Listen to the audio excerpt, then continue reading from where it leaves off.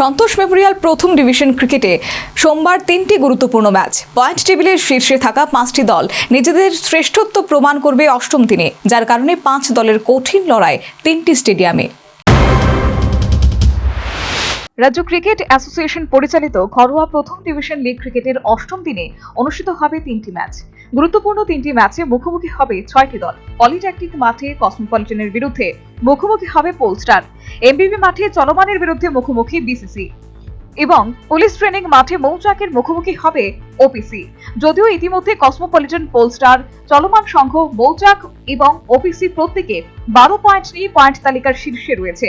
অন্যদিকে বিবিসি পয়েন্টের মুখ দেখেনি আসরে, যার কারণে বিবিসি ছাড়া বাকি 5টি দলের কাছে বড় চ্যালেঞ্জ পুরো পয়েন্ট ঘরে তুলে পয়েন্ট তালিকার শীর্ষস্থান ধরে রাখার।